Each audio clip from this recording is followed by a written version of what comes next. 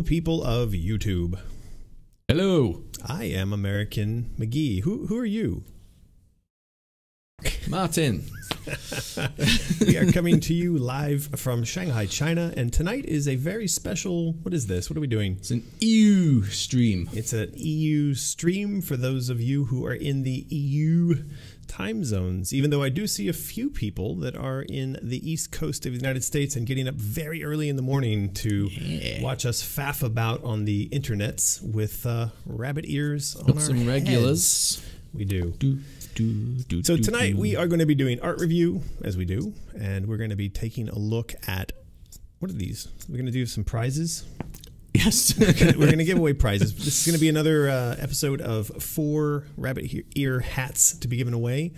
We also have a test of a special guest. I mean, he is a special guest, but it's a test of having a special guest on the live stream. That is Alex Crowley, artist extraordinaire down in Australia land. Need to see if that's working. We have no idea how that's going to work. We don't know. And we're going to answer some of your questions, and if we have time, we may even get around to playing a little bit of Little Nightmares. Sure, there's time.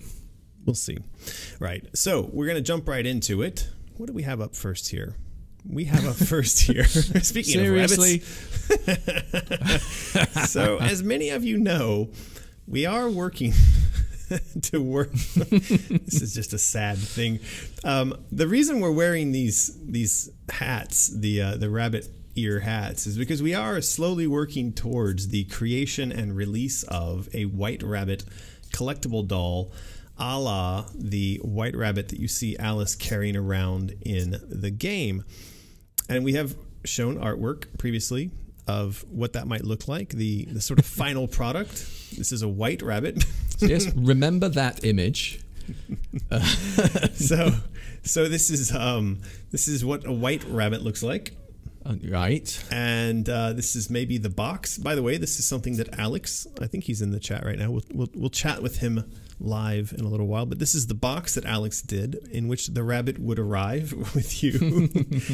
And so in the process of sort of building up to the launch of this product, we've shown off some art. We've shown off, we've done the thing. This is what we normally do when we build a product. We actually do up these sketches, and we share these with a factory or several factories, and we ask the factories to build prototypes. Yes. Now, we've done this with how many products now, Martin? I mean, enough. Just name off a few of the things that we've built in the Chinese factories. Chaos Coin. Out of the Woods book.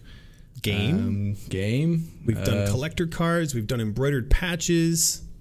And generally, they follow the instructions. We tend to give them very clear instructions. As you saw, there's a piece of art, and it's a rabbit. It's the shape of a rabbit, and it's got colors and patterns and materials and you name it.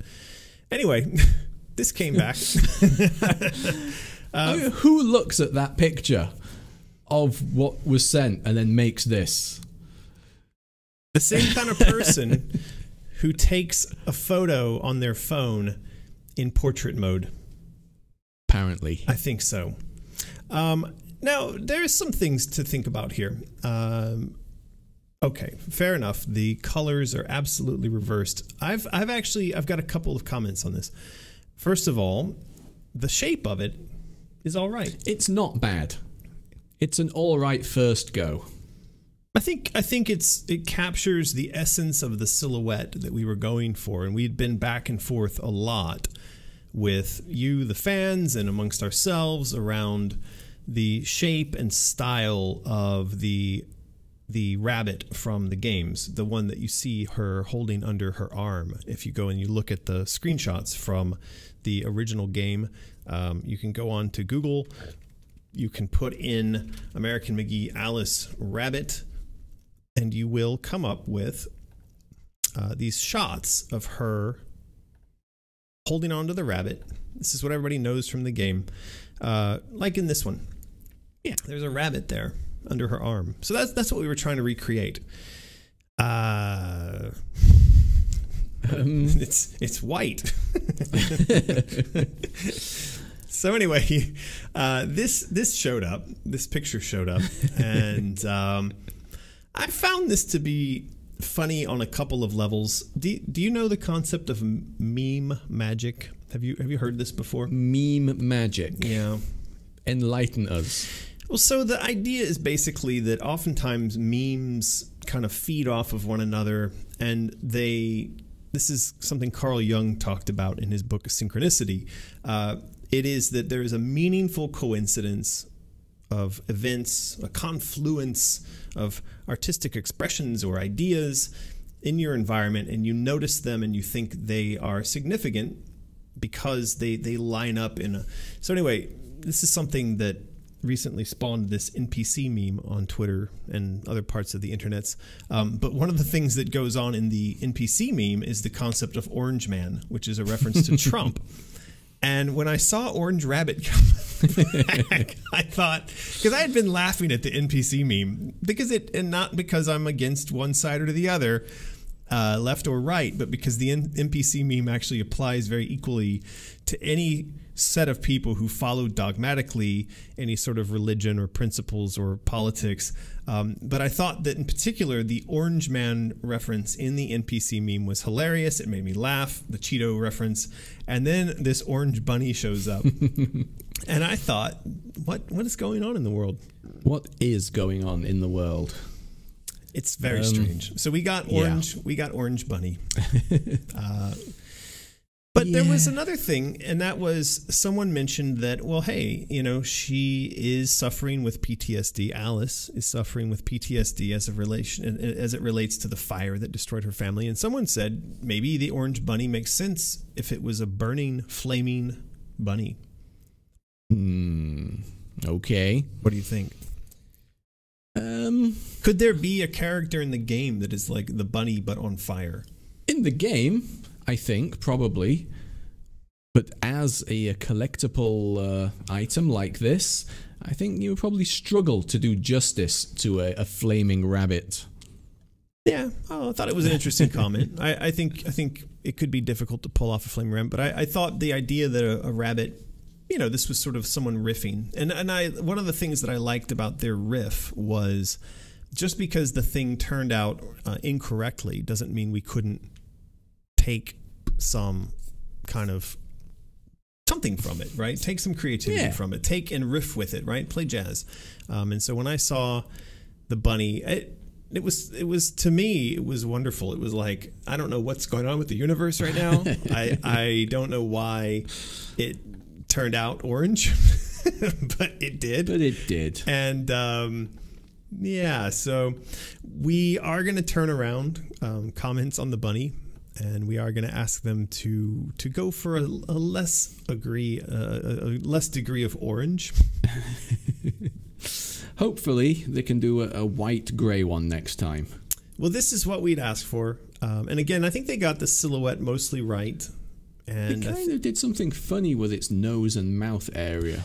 Well, this, I think what we're looking at in this image, I'm not sure that this is the one that was exactly like the one that was given to them in the drawing. So we'll have to kind of go back and forth with them a little bit on what's that? We're gonna have to go back and forth with them a bit on the design of that. But it turned out a little bit different. A little bit. So we had another piece of, I guess you'd say, sort of our high art. This is poster art drop this week. It's a good one. I think this will probably be the print after the next promotion. So we're going to give this away to our patrons. I think that seems a very popular decision. Well, I think it's a beautiful image. And although I think if you zoom in right in on the top of this guy's head, this Morse code says Orange Man. Is it not like Orion's belt? I just want to point out, this guy has got a nose that goes on and on. I'm not even sure, like, if you were to turn him around and face at him in 3D, he would poke out one of your eyes. Do you see what I'm seeing there? Is that just Big me? nose. That may be why she's so freaked out. She's like, Jesus Christ! Just don't stare at it. You seen this guy head on with this nose? Look, like in proportion to his head. Like measure how many little hands we have here, right? This is like 20 little hands. This is like 10 little hands across. Is that the official measuring system we're using? Little hands? Sure. Okay. I'm just concerned about this guy. You'd think that when he sneezes, like he would blow his own shirt off or something. Perhaps. It seems like a hazard. Dangerous. Okay. It's a dangerous nose. Anyway, so we've got a lot of stuff going on in this image that have absolutely nothing to do with that guy's nose, or for that matter, this guy's nose. There are some big noses in this picture, though. I do want to say that. So there are some things going on here. I don't know if you noticed this. There is a hat that is in the style of the Mad Hatter's there is. Patterned hat. And of course, this guy is holding a collection of papers, potentially designs. Interesting. And there is, I'm pretty sure this is Mario. Right. I think this is just to cement the fact that we're in the world of video games. What do you think? Maybe. I have a super chat just came in. What's that you say? A super chat. Colourful Core. I'm going to pronounce that like Army Corps. Thank you for the super chat. Will the gliding move from Madness be in the game? This is one of those maybes. Yeah. Too early to pin this stuff down. It is a bit early, though. I think that we all agree that the flying, gliding, floating mechanics in both the games, because even in the first game you had the idea that where you could sort of ride on a vent of steam. We like that stuff, so it wouldn't be unheard of. It is after all, 3D platformer where she is going to be running, jumping, flying through the environment, and so I don't think it's unreasonable to suggest that she'd be flying around in this game. Yeah, but thank you for the super chat. Thank you. Colorful Core. He gave us a New Zealand $2. Yeah. Amazing. That's money from down under. So the rabbit is here in this image. But it's the wrong colour. It should be bright orange. He's definitely not bright orange. Can you imagine, like, if it were? Maybe that's the thing. When I saw that picture from the factory, I made a joke to the people that we're dealing with to try to get the thing done. I said, well, come on, man. If you're stoned, the rabbit is any color you want it to be.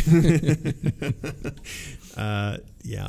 So I was thinking maybe we make the rabbit where you can lick it and get high.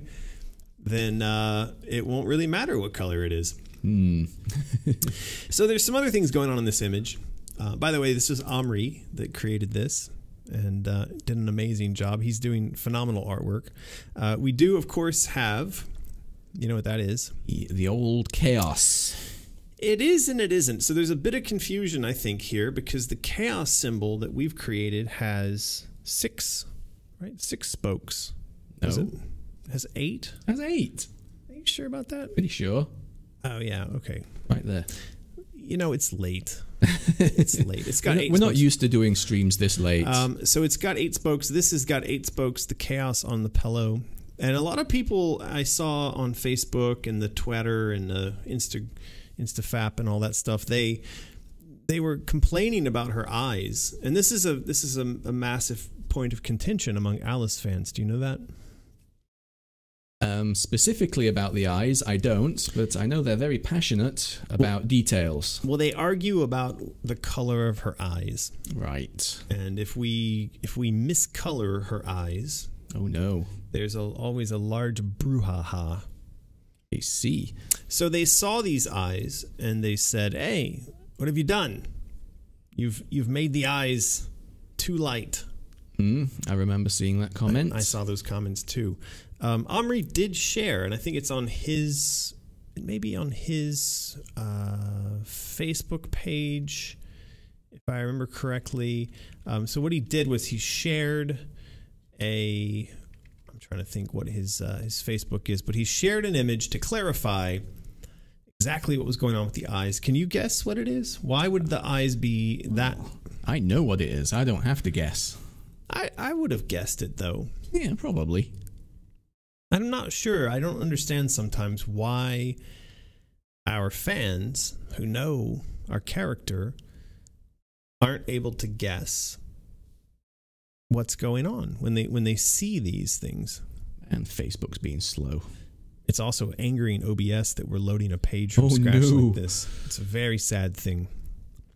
So yeah, this was the image that he shared on his website, and he wanted people to see very clearly that that's flame.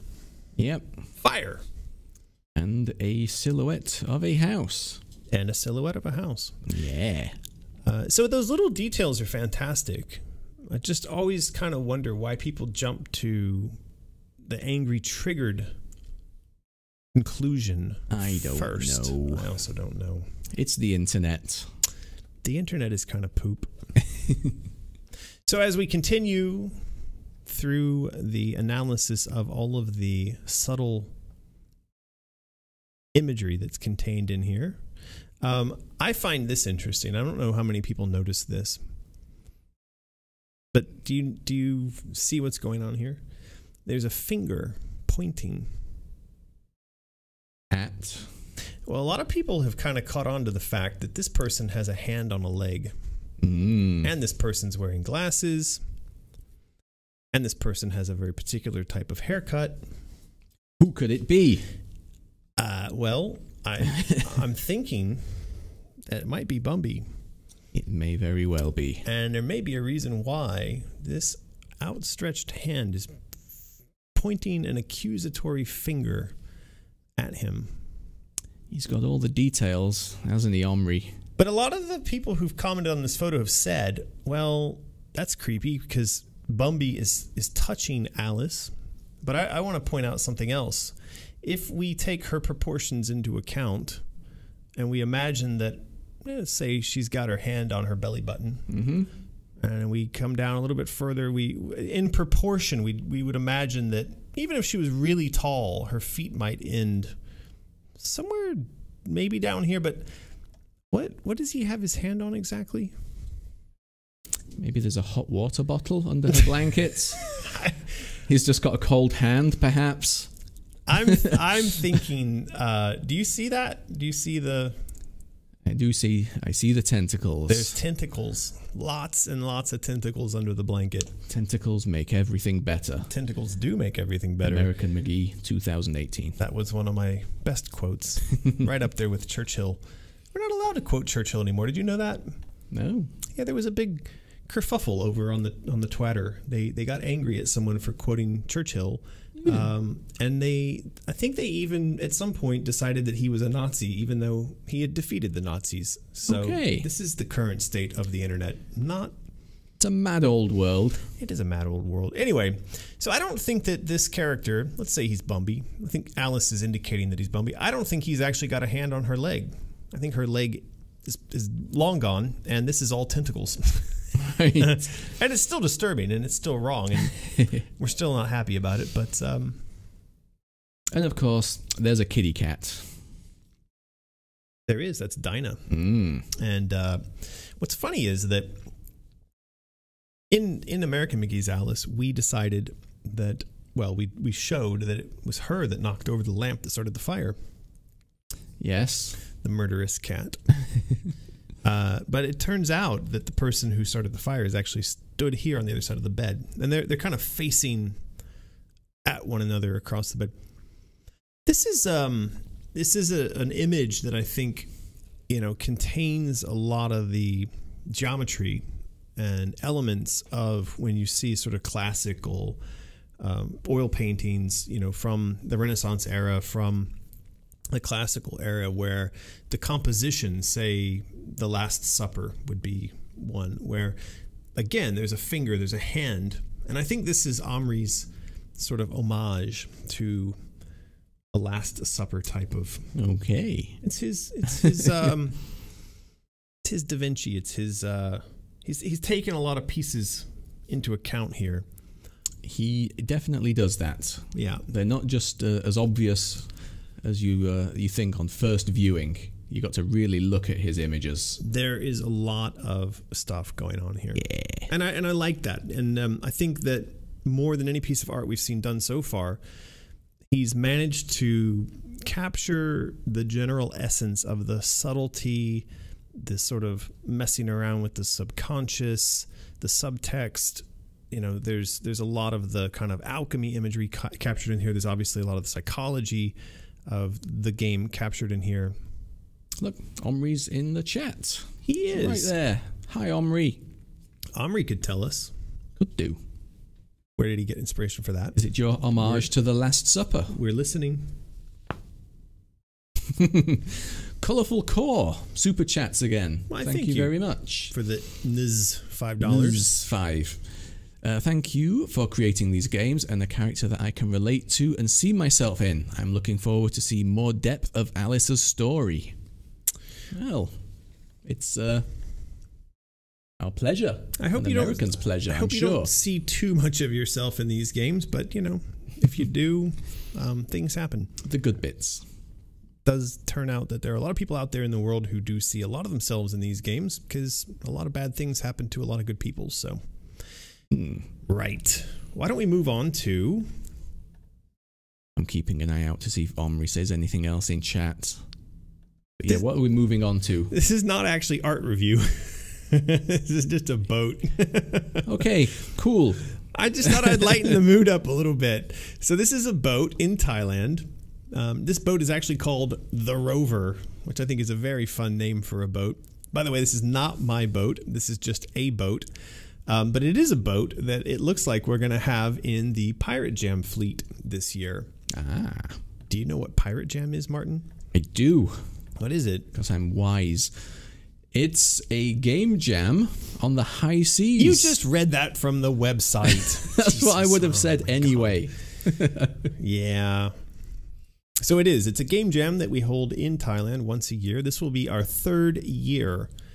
It really will. It's crazy. When I first started this, I didn't think that we could even make it work, that we would get sponsors or that people would be crazy enough to come out to Thailand and join us. But now we're going to do our 3rd year of it. Yeah. And we have all these amazing sponsors actually coming back. Unity and Free Lives, and I think Devolver's on board. Epic has said they're on board. Is Trash Hero on board? Ah, sure. They're easy. They're trashy. They're on board with anything. But yeah, we're going to be in Thailand in April of 2019 for 8 days of sailing, fishing, diving, game development, and all kinds of fun under the sun. And yeah, this boat is going to make it possible for us to go places we've never been before. Is it? Yeah, well, so last year and the year before, we bounced up and down the coast of Koh Lanta, and we went to develop onshore at bars and cafes. And one of the reasons is we need access to power and internet. Internet's out there. It's on the water. It's everywhere you go. But power, electricity, is not everywhere. And so that's been one of the kind of like the drawbacks to boats. Boats don't usually have a lot of power on them. And so it's limited where we've been able to go. And there are a lot of places in Thailand I want to go, places that look like this, where there are no people. There are 3 people. Well, I mean, there are no people standing on land. Okay. There's only water people on water things. Right. A super chat, a wild super chat appears. I dare you to say that name. Claudia. Claudia. What? PLN? It's a Polish nickel. Nugget. Okay, sends 25 Polish nuggets. Hello. First time I can watch you stream live, and now I'm in a cafe. Love you work. Greetings from Poland. Well, thank you. Thank you. And greetings from Shanghai, China. Greetings. And thank you for the Polish nuggets. Glad to have you. All right. So this is the route we're going to sail this year. And you can't tell from this map, but along the way here, there's very little civilization. In fact, from when we leave, this is Phuket, this island, all this, there's nothing here. There's no people. I mean, there's people, but they're all like on the water. Just water people. Water people. Kevin Costner and his gang. That was such a good movie.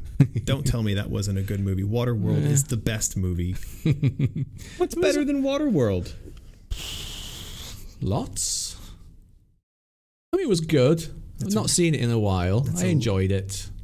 That's a lame answer, Martin. There's much better things.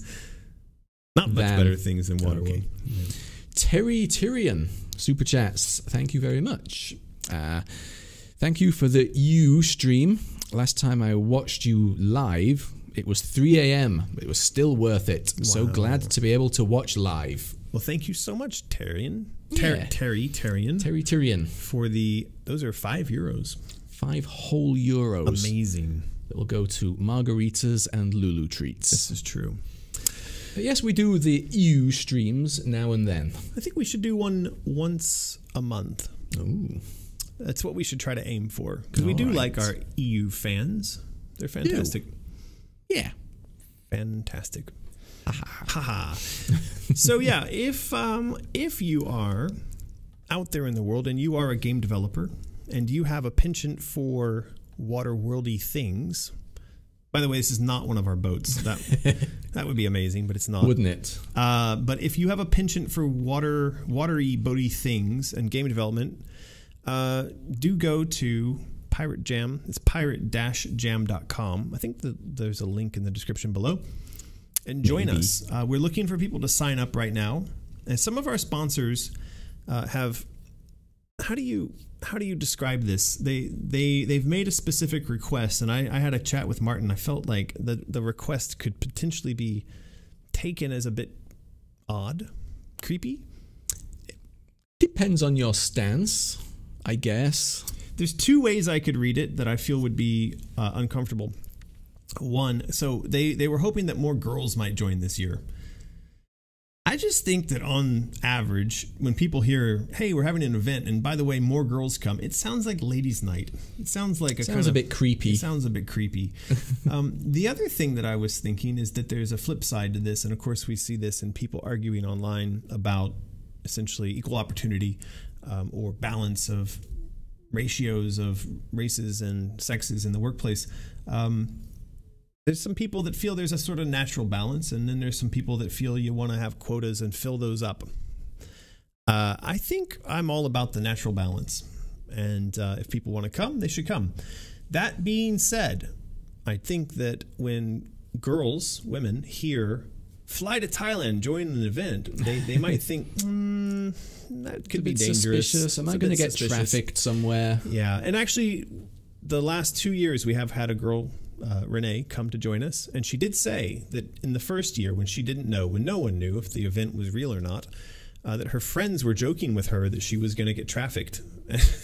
we had a guy from England whose family were referring to Pirate Jam as pirate scam because they thought how silly do they feel now? Yeah, well, we did steal all of his organs though, so it's sort of the joke's on him. Oh, okay.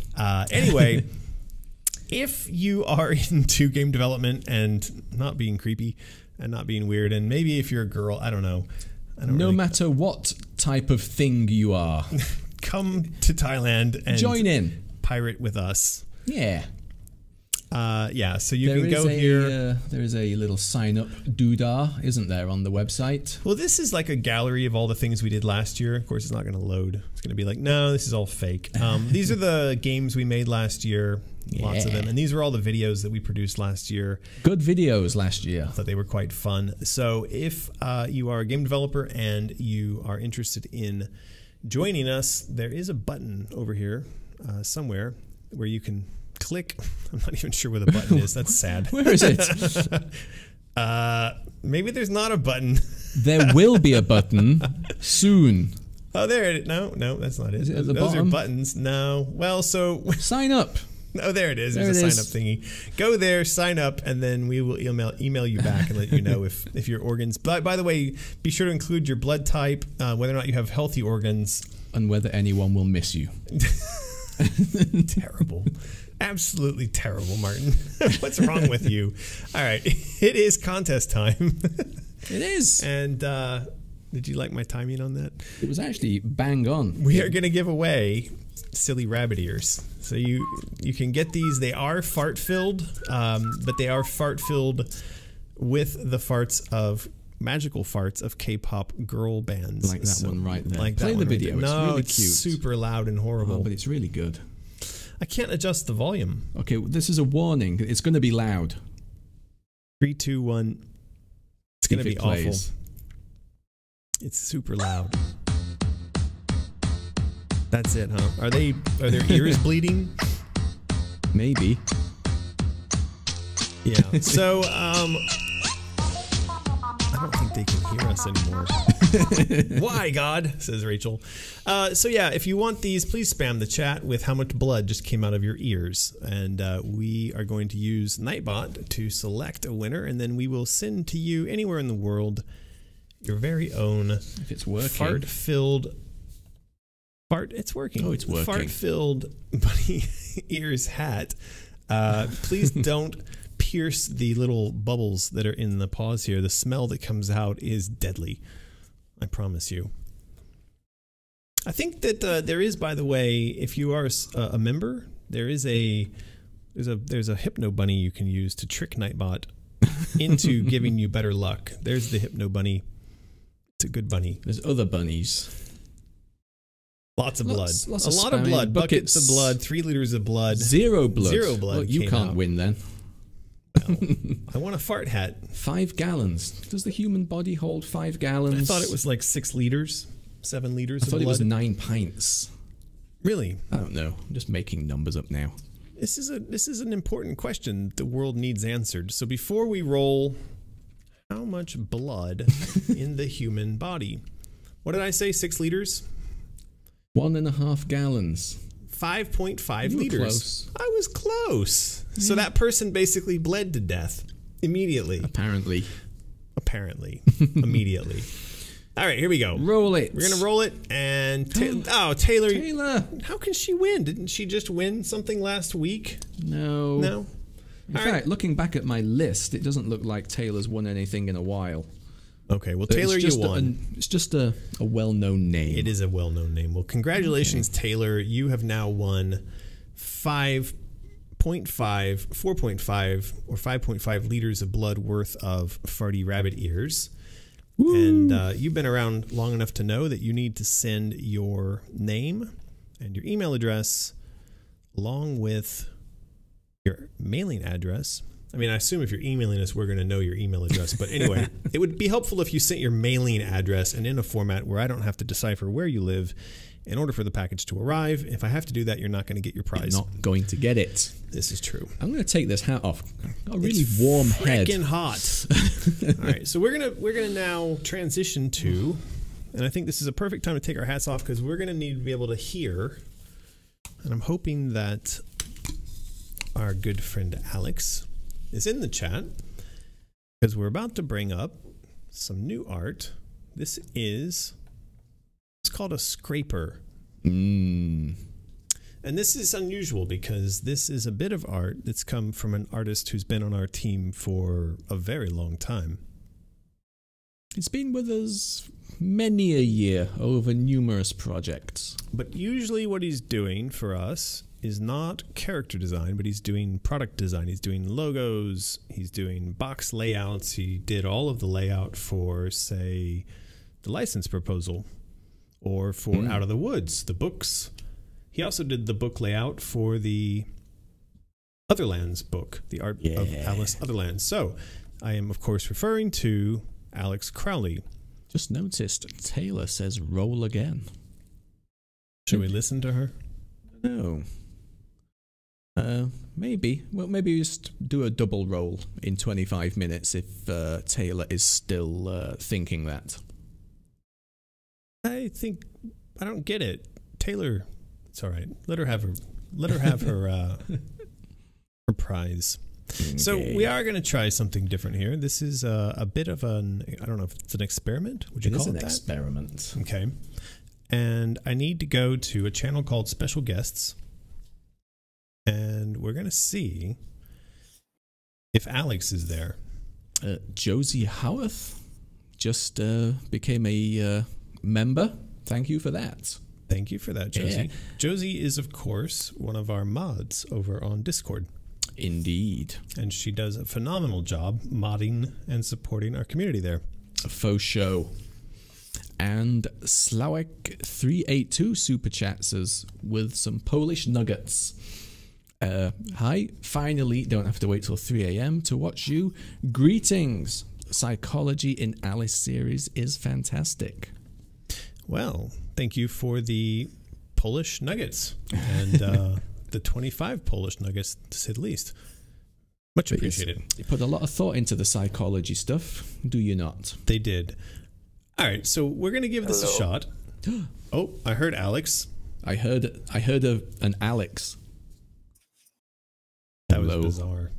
Hello, Alex. That was very strange. He did come through for a second there, but he's on he's over here on Discord, and we should be hearing stuff, but I don't think it works like that, do you? We just heard him. I can see his little button lighting up. Did anyone hear Alex just then? Alex, if you're there, why don't you say hello? Yeah. As we mentioned at the beginning of the stream, this is a test. It is a test. So I'm not. While that's happening, it might also be Alex's. There he is. Can you hear me? Now we can hear you. Massive delay. Oh, awesome. Quickly, Fabian Fitness super chatted us. Thank you for that. Apparently going to work, wishes they could stay. So, sorry you can't stay. Sorry you can't stay. Yeah, man, I can hear you. All right, well, apparently he says he's massively delayed. And apparently my mic is muted, but I don't actually have a way to, let's see. Hello. Allow. I think this is going to break stuff. You really want to do this? We're going to break everything. We're going to break the internet stuff. Shit. Yes, shit. All right, Alex. So if you can hear us and we can hear you, then why don't you do a quick introduction of who you are and what you've been doing for us? Yeah, no worries, man. Just give me a sec. I've got so much audio going on here. Can you hear me now? Is that good? We can hear you great. So great. Can you tell our listeners awesome, what you're up to, what you do, where you are? Sure, man. Yeah. By the way, great to be here, guys. Thanks for having me, and hello to everybody in the chat. Where I'm from Australia, from Western Australia, which is pretty. I think it's the most isolated capital city in the world. Is where I'm at the moment, and I heard what you guys were saying before. We've been working together for a few years now across out of the woods. I think the first one that I jumped into was Alice Otherlands, and now we're working on Alice Asylum together, and it's awesome. So I'm kind of curious because we get this question very often from people who are aspiring artists, and that is, how did you get started? And I guess tell us a bit about what you do, how you built up your repertoire, your skill set. Yeah, sure. I mean, it's. I feel like I've always been drawing. Like when I was a kid, and all through school as well. Like on my assignments I would be drawing on the sides of the pages and stuff. And it's really funny, like with art, because early on, I was always told that, because I was predominantly a cartoonist and that style of art, that it wouldn't really go anywhere. Like you got to draw realistic, you got to do, a certain type of style to kind of fit in. And I just kind of didn't think that really fit. Like I just kind of stuck to my guns, and I wanted to. Just do what I enjoyed, and I just kind of followed that type of path, with not really taking no for an answer, I guess. Like with that art, because I just just kept throwing darts at the dartboard and until things started to stick. Like I refined my style, and just kind of took it from there. Once I've kind of felt comfortable in doing my own thing, I just was very persistent with it, I guess. And I think that pays off a lot for any aspiring artist. So if you had stick to your guns, give it a shot. If you had sort of 3 key points for an aspiring artist or an artist who wants to get into industry or wants to get their work seen, what would those 3 points be? I'd say the biggest one that I think is, like, you see a lot of talented people that are unsuccessful. And I reckon, like, when it's just the first point I'd say would be just see things through and finish them. Like when I first started out, there were so many things that I'd throw up, either like screw up or not finish. And if you can just finish those things, get them out there, and then move on to something else, even if it's not perfect, you'll keep moving forward, which I think is really important. The second one, I think, is really to love it as well. Like if you love it, you're always going to be doing it as well. Like even if I wasn't working as a professional now, like I'd still always be drawing because it's something that I really enjoy at my core. And anyone starting out, I'd kind of urge them to do the same if they did, if they loved it as well.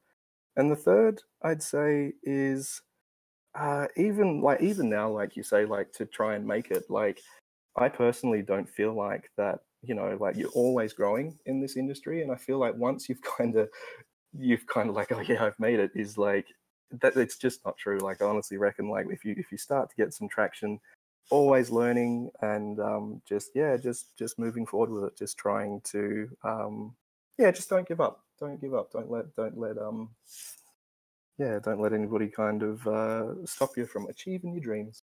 Pretty much. So one of the things I've noticed in working with you is that you have, amongst the artists we work with, you have one of the most impressive, what I would call a talent stack. And that is to say, yes, you can put pixels to screen, you can draw, but you also you have a very acute, very in-depth knowledge of the world of print.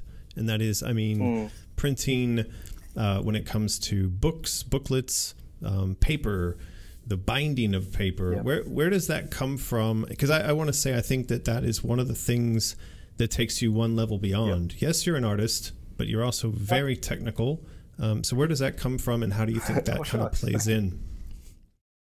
Yeah, thanks, Merrick, and that's really cool for you to say. And look, this this is actually a really interesting point, because I remember a little while ago, I did a lot of research in game development and all sorts of types of things, and I came across the Valve employee handbook, and it's something that really stuck to me, where they reference an ideal team member as being a T model employee, or as part of a team. So if you imagine like a capital T, you've got the long point and the strength of the middle, which is what you focus in.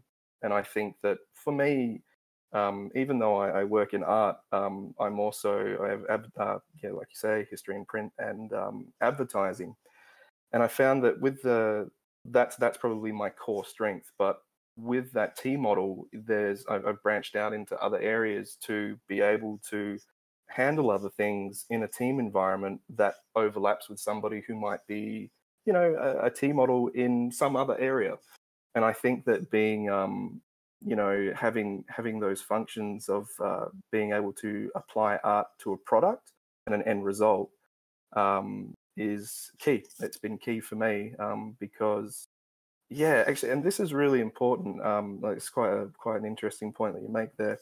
Was a guy through Discord got in touch with me recently, and he asked me to review his work, like from a portfolio sense. And he designed these awesome pieces of like glitch art, and they were like really funky kind of illustrations, but they were individual pieces. And the feedback that I gave him was to uh, get those pieces, and if you added like a logo or some typography or something, you would have a finished product. And from a portfolio standpoint, that's what I feel that agencies or anybody would be looking for. They don't want to see that you can just do something pretty. You need to apply it. And I think that's my mentality of what I've done. Even if I can do things that are pretty, I want to be able to put them towards something that's an end product. So yeah, that's my kind of thoughts on that. Yeah, it makes a lot of sense. And I think if we look at people in the world who are successful, oftentimes they're not the master of a single domain. They are, in fact, the master, or not even a master of, but they are competent, I think would be the word. They're competent across a multitude of skills and domains.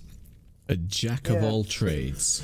A jack of all trades. Right. And, you know, it's funny because in our day and age, jack of all trades at sometimes could be used as a derogatory. It would suggest that you're not specific and specialized about one thing. And again, going back to the concept of making mistakes and learning from your mistakes, a lot of people have also abandoned that. The first time that they realize that they've tried something and they suck, they give up. But I think when you apply yourself to multiple skills, or you try to learn outside your usual boundaries, what you find is that the first time you try anything, you suck, and you have to embrace the suck, and you have to work past it. You, of course, run into these plateaus of various lesser degrees of suck as you get towards, again, not necessarily mastery, but you get towards a competence with something. And I think, with myself, I think I see with you, I see with a lot of people that we're working with, we're not always complete masters of the things that we do, but we're really competent with a lot of things. And when all those things come together, especially when we form a team of people who are like that, the result is like what you're seeing with the Alice project we're working on. It's quite impressive. I agree. I think that it's kind of like we're talking now because like you would say that as an artist, I've had some level of success, and often people kind of forget the process and the journey that it takes to get there. Like for me, I would just bore you to tears with the amount of times that I sucked, or like the amount of times that I failed. But you gotta pick yourself up, and I think that kind of just learning from your mistakes, growing as an artist, taking feedback and applying it, it can get you places, and I think that it definitely, there's always room to grow. And a lot of people, I feel, especially with art, because it's so personal and so dear to you, that if someone criticizes it, sometimes it's crippling, but you can't please everybody. And I think as long as you stand by your work and you're happy with it, and some people are like, yeah, that's pretty cool, I feel like as an artist, you've done a pretty good job. Even better when people are just like, that is the shit, like that's so good. But it's just always nice to share it with, regardless, just got to take the good with the bad. Yeah, well, I think the bad is where we have to learn. And if we're not getting pushback, if we're not getting the occasional bit of negative feedback, we're not going to progress. We're not going to learn. And again, I think that's something that's happened a lot in sort of current day education or politics, is the lack of the meritocracy, the sense that anything you do is acceptable. Everyone gets a gold star. When you approach things that way, people have no reason. There's no resistance. There's no constraints. There's no reason to work harder or to try. Exactly. And it can be detrimental. Yeah, I think as well, though, like it also, in the environments that I've worked, because I've spent a lot of time working between agencies, freelance, and with yourself as well, is I feel like there's a lot of value for good feedback, where I feel like if people can construct and give you solid points to improve, and take that and be like, like that makes sense, and action on it. If you're too precious with it, or people do give and they can give terrible feedback, I think that it just goes both ways with people just learning to communicate, and you don't really, I don't know, like take it too much to heart. I guess you kind of build up a bit of a thicker skin, I think, the longer you go, and just trusting in yourself and your own abilities, I think gets you gets you there, you know. So, we're doing a crowd design process here, which means you're producing art, I'm producing story and design, and we're also inviting our fans to critique, to produce, and we're seeing a lot of very interesting ideas flow in.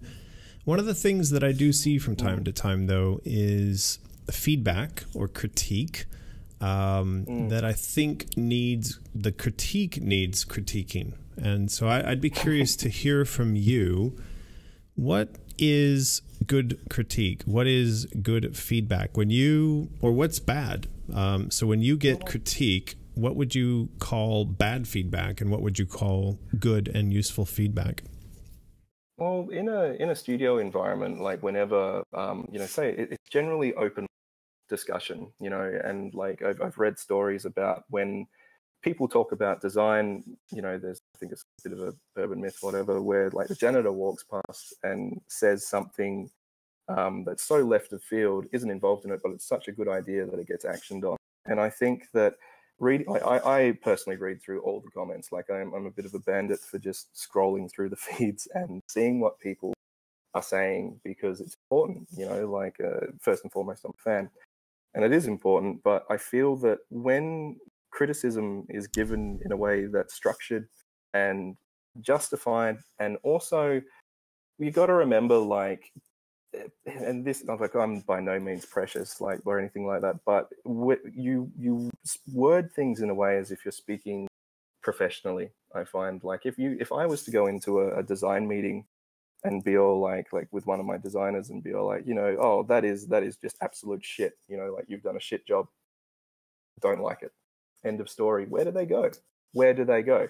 The way that constructive criticism is given is in a way that is, direct, so you're not beating around the bush, but in a way that gets the point across, and it has a reason, like, it comes from the right place of improvement.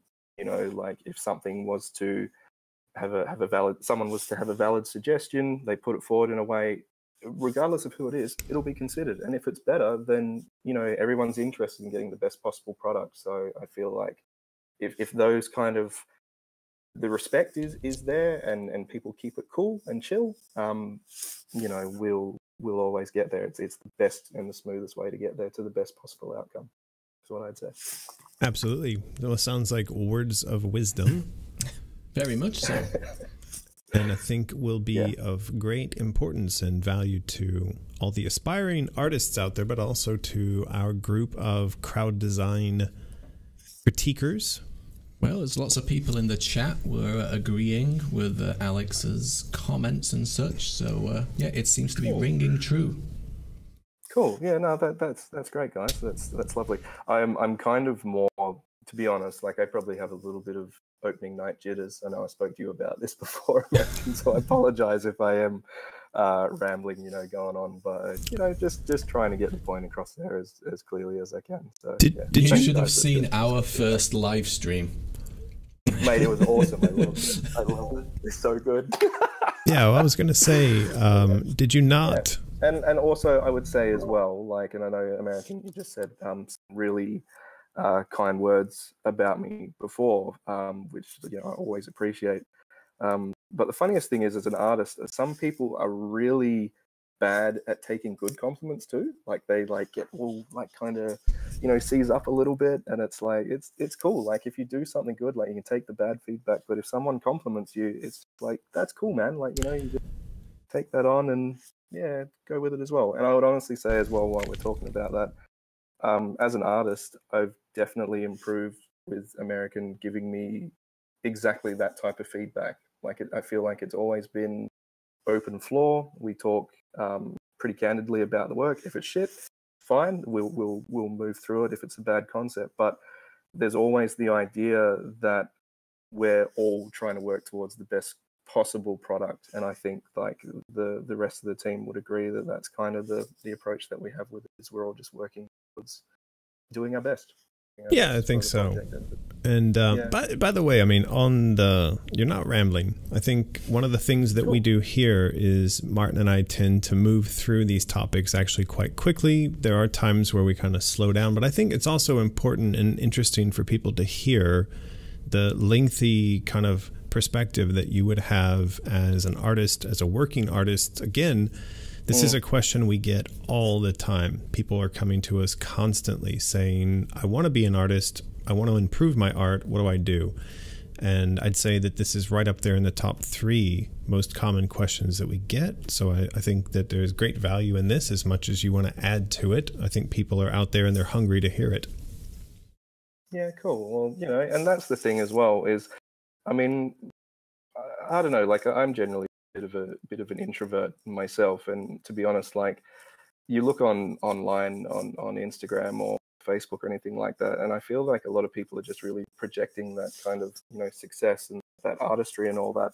And I think when you remember that everyone's just regular like guys and girls going about their job doing this stuff, it just keeps it real, you know. And what I find as well within this community, kind of coming back to the Discord, is everyone's just kind of open to chat. Like, and I would say it here as well, that if there are artists out there who want a little bit of advice, if I can get to it. I mean, I am a busy guy, but you know, the doors are open there. The communication channels are open to grow, you know, or if you want to run anything past me or anything, if I can get to it, then invitations there, definitely. That's great. Well, I think that's one of the things I hope people will do in our community on the Discord. We do, of course, have tons of people joining in over there via Patreon, and it gives them a place to chat. There's rooms specifically for art review, for talking about fan art, for talking about the content of the game. And I think Martin has even created a channel called Off-Topic Flumph. Off-Topic Flumph. But this is a great place, I think, for all of us to come together. You know, I noticed this the other day. There's writing going into the wiki that is good writing, but as I was reading it, I realized I've got a little critique for this, and so I'll use Discord to go and talk to the person who wrote that, and we can have a back and forth, and I hope I might be able to provide some constructive criticism, critique on that. And if you are able to give critique to people who are doing artwork, it is sort of the vision here. It's that, we're going to make a game, but there's a ton of creativity and a ton of energy. And why don't we bring all that together? And while we're making something, we also improve each other. And we can do that socially. We can do it from a business perspective. We can do it from an artistic perspective. There's a lot of room for improvement. This is the cup has to be empty. We have to all admit that we can get better, that our cup is not full of knowledge, in order for new information and new knowledge to flow in. And I think that's the kind of community that we're building. Yeah, definitely. And it's, and I mean, at the end of it, like, I mean, there's all these elements of community and we are all coming together, and it's great in that sense. But in the same time, it's so exciting just to actually be in a position where we're seeing Alice 3, because like, and kind of coming together and on this little journey together. And I think, like, I don't know, it's just so exciting, you know, honestly. Like, and for me, just personally, I will have a little bit of a fanboy moment here, is even though, you know, American, you and I have been working together for years, and we're working on Alice 3 now, like, I feel like at more than anything else is I'm a fan. And I think that type of passion and the love for this series is, I think, what so many people are just connecting with, because they either see, you know, it touches on real stuff, and they either see something that they can you know, help themselves with, and it's important. You know, I just honestly think, like, what's happening and seeing all this kind of unfold at the moment is it's really special. You know, it's special, and I'm sure I'm not the only one. Well, thank you, Alex. It's much appreciated. Much appreciated. Cool. So, on a lighter note, let's switch to something a little more silly. I'm going to ask you to come up with the topic for what everyone has to spam. Dude. Often, so what do you want? What do you want them to spam? And this is just because I started the like one of the music thread to go. I want everybody to tell me all what their favorite band is. Like, tell me what music are you guys into? I want to see it in the chat. All right. So yeah, Spam that. Alex did start up the channel on our Discord for the sharing of music, and I think there's playlists and Spotify There's all lists. sorts of stuff on there. Right. So if you want to win and then wear a pair of fart-filled, they do kind of work when you're not wearing them, don't they? There we go. Of course. Rabbit ears. Then it's like a shark coming for you. Spam, per Alex's instructions, spam your favorite musician, artist. Oh, that's so cool. I'm seeing so much cool stuff. It's all coming in now. I love seeing Pink Floyd in there. Martin and I were listening. Lurker of Chalice. This looks really wrong. There's something horrible about. Look at this. Look like a kind of deformed bird. This is not good. Oh boy, terrible. It's quite a lot of spam come in. Is it enough spam? Well, the eligible users is like 3 times higher. All right. So well, we could roll it. We're gonna roll it, and there you go. It's Alice on Elm Street. Does she won a few back, but hey, fart-filled. What do you say, Alex? Should Alice on Elm Street have a pair of fart-filled rabbit ears? Yes. 100%, man. I'm so jealous. Like, honestly, I'll see. They look so good. There you go. All right. Well, Alex, thank you so much for joining us. We are going to say good evening, goodbye, farewell. No worries. Thanks for having me, guys. Good afternoon, good evening, and good night. It was a good test, and you were a good first guest, and we're going to get you back on again soon. Anytime, guys. All right, guys. I'll be hanging out in the chat, but enjoy the rest of the stream. All right. Talk to you later. See you later. Bye. Well, we did not explode the internet with that. That went all right. It was okay. Well, kind of stumbled at the start, but it quickly started working. And Alice on Elm Street, you did win a pair of fart-filled bunny ears. Fart-filled ears. So if you could please do the thing mysterious at AmericanMcGee.com and send us your phone number, your mailing address, and all the other things that go along. Please. You know by now. You know what's going on. I think Alice on Elm Street has won before. So I Not think recently. God, my ears are burning. And you know what else? I'm really hot. You are hot, Martin. I'm pretty warm too. You're a hot guy. Alrighty. So we are going to move next to just a quick update. Those of you who did back over on Patreon at the time where the Chaos Coin was a thing, those have been arriving all over the world. And people are sharing these all over Instagram. So if you have received your Chaos Coin and you'd like me to see it, like Martin, Fauntlord, to see it, then you could share it on Instagram with the hashtag Chaos Coin. And we are taking a look and seeing who's sharing what kind of cool pictures. There's a lot of cool pictures coming out there. There's a ton of cool pictures. But yes, Alice on Elm Street says Alex can have the bunny ears. All right. That's fine. If you guys, if that's what you want to do. If that's what you want to do. If that's what you want to do. Then do it. Then do it. So, we'll figure that out. So, Chaos Coins arriving around the world. I do want to say, though, we are getting a lot of emails. Why don't you talk about this, Fauntlord? We're getting a lot of emails. You know, we did say wait until around the 15th before asking us for your tracking link if you're expecting a Chaos Coin. And then we kind of asked people to wait a couple more days because we noticed they were starting to arrive. But we are still kind of in a, some people are getting them, some people aren't type of zone. And yeah, there's still quite a lot of messages coming through. They usually start with, I know you're busy, but, or I don't want to bother you, but. It's fine. I mean, if you really, really need to ask for your tracking link, go for it. But we would politely ask, if you don't really need it, then ease up a little. It's we're getting hit quite hard with tracking link requests. And that's all on Martin. Yeah, I don't do that at all. I ignore those. It's very rude of me. Alice on Elm Street super chats reiterating. Alex can have the ears for being awesome. Wow, that's very sweet of you, Alice we on Elm Street. We have an awesome and generous community. This we do. I'm always amazed by this. We give away prizes, and then our community give the prizes to other people.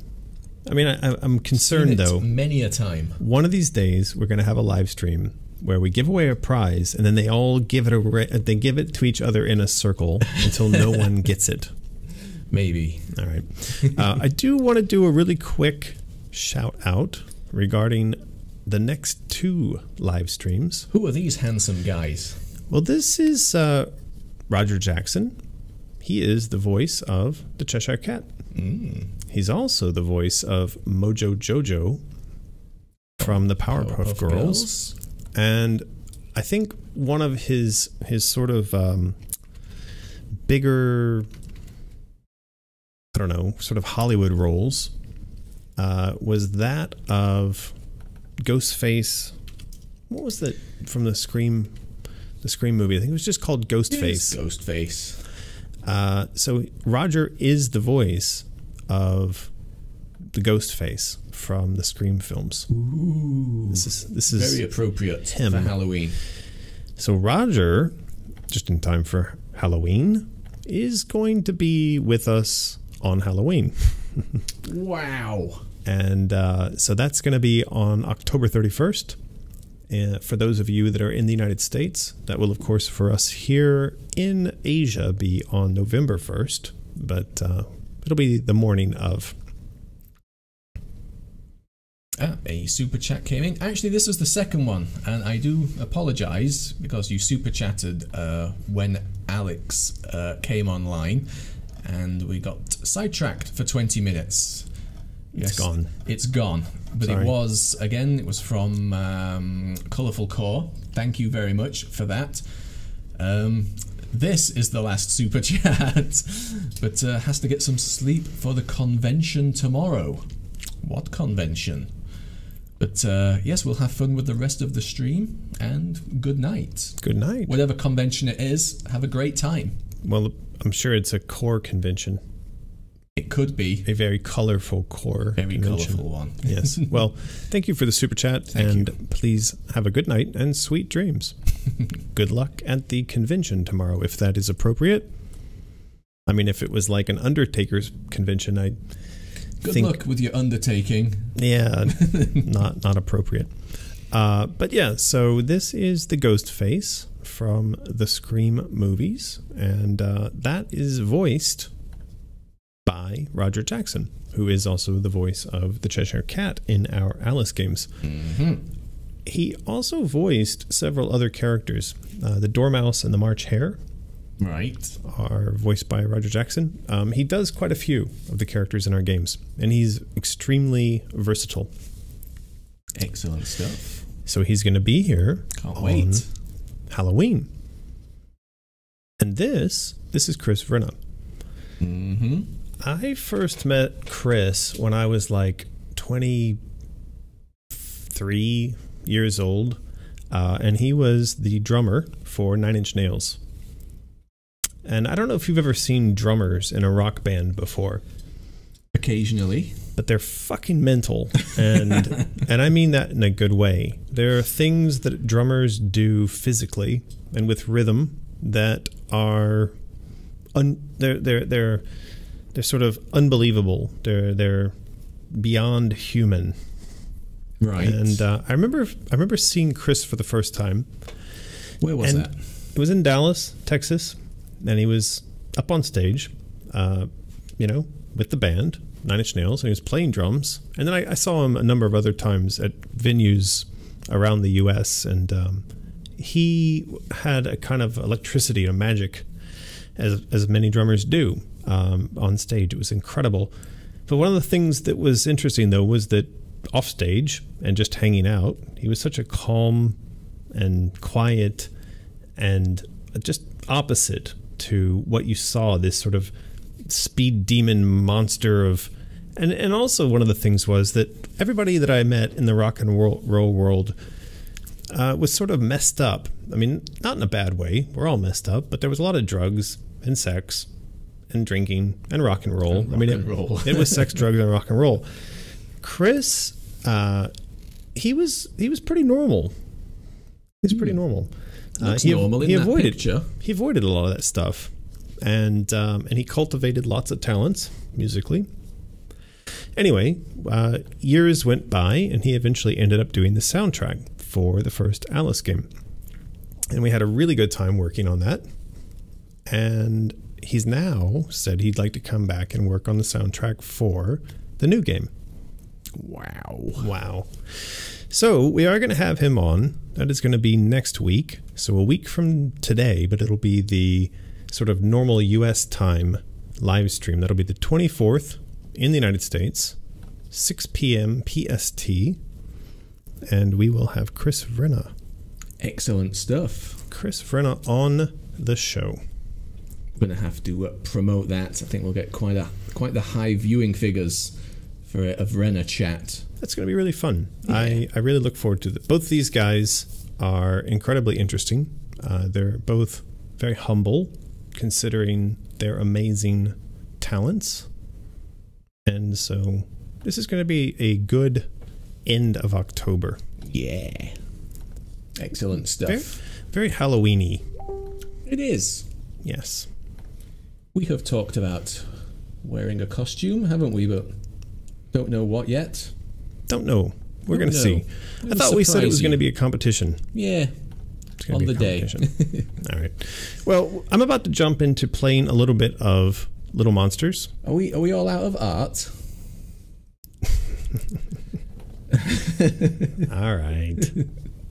So there's one piece of art everybody's probably waiting for. So Omri wrote to me the other day and he said, I forgot one of the dresses.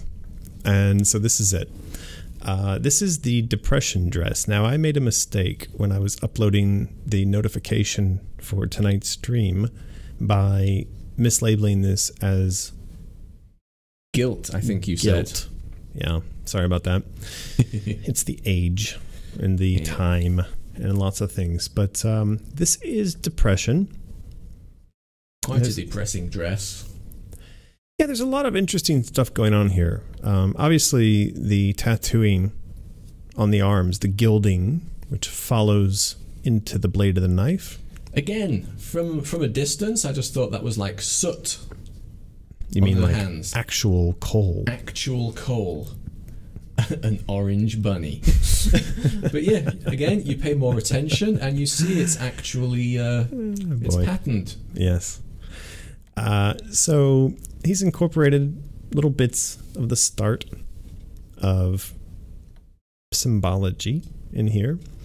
I like that she's got these sort of ashen lips, bits of gray and black under the eyes here.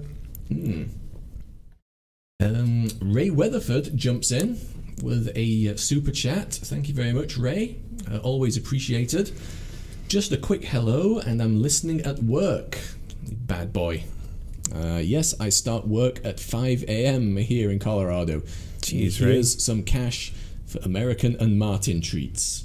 That's Thank crazy. you very much. Well, we're actually deserve an RG's Rick for starting Rick. at 5. We are having American and Martin Rick treats Ricks.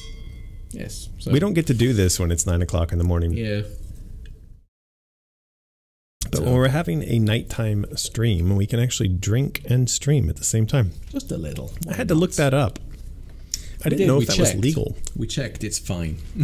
There are people out there who have actually drinking streams. You should check one of those out. That sounds... Why don't we just drink instead of watching other people drink?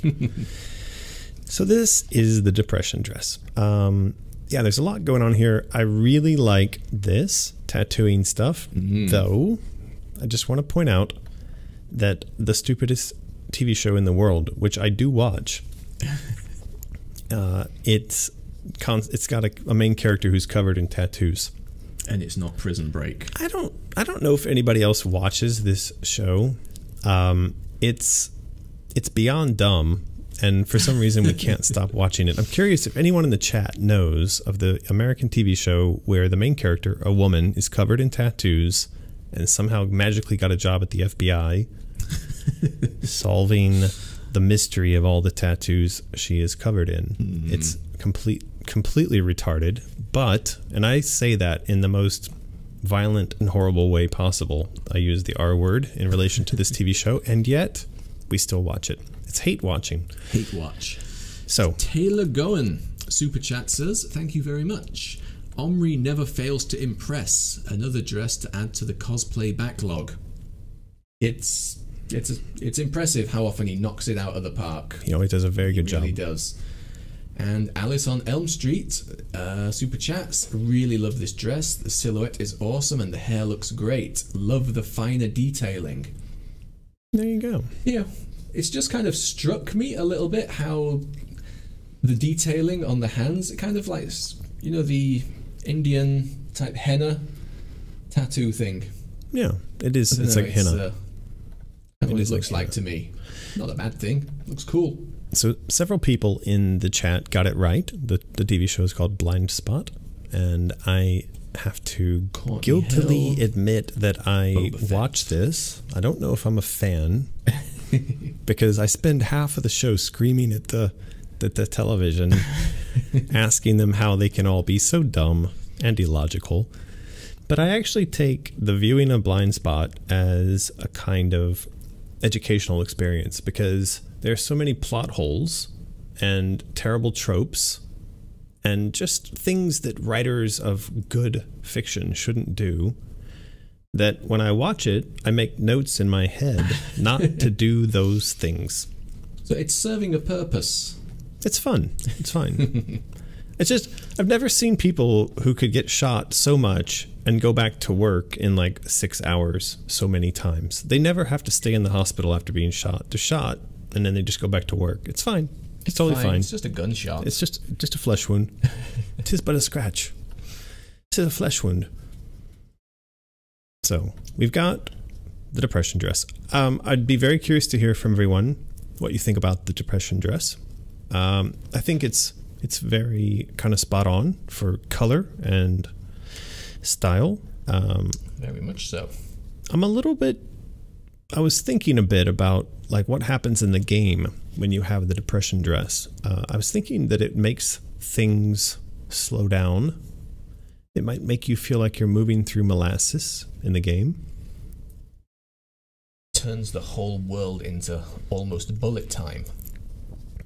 Have you ever been truly and painfully depressed, Martin? Probably not. I've been upset. Yeah. I don't think I've been depressed. I'm kind of curious if we can capture the essence of depression, not just in the style, but in the presentation of the controls and the game. Same goes for the other emotions. Shirley Alvarez super chat says, while we were discussing depression, good morning. Is there a possibility that Jason Tai would work on the score for the new game? I love his score for Madness Returns. So I would love if Jason worked on the score, and I wouldn't want to rule it out. And this is one of those problems when you work with a lot of really amazing artists. If it's something that feels like one person does it and another person can't also do that thing. So as an example, we like Susie Braun as the voice of Alice, but we couldn't have two people doing the voice of Alice in one game. Music is similar. If we're going to have Chris do the sound of the music of the soundtrack of the game, it would be tough to bring Jason back. So I'm not going to say that one or the other or someone else couldn't do this or who might do the best job. I'm curious to have Chris come back if he's available, he wants to do it. If he's not and Jason's there, maybe that's what we need to do. This is one of those things where let's let it kind of play out. We see who's there, when, and we see what happens. Some people here, Josie and Alice on Elm Street super chatting, saying that depression would sort of extract the colour from the world, make it duller or black and white, perhaps. Yes, I agree. So I think we're gonna put some ideas together around the experience of being depressed in this game, what that looks like for the player through Alice's eyes. And I think one of the things that we really want to highlight, that we're going to start putting a lot of energy into, is the wiki. The wiki is where we are building the collaborative design effort for the new game. And as I'm talking right now slowly, what I'm doing in the background is I'm trying to log into my wiki account, and I'm getting all these password helpers popping up trying to help me on top of each other, and it's not working very well. So anyway, the wiki is now enabled in such a way that you can go there, you can scroll around.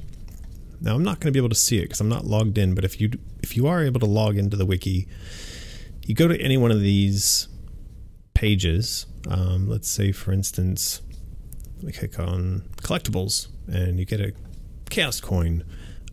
There is going to be, at the bottom here, a comment tab. Yes. Have you seen that working?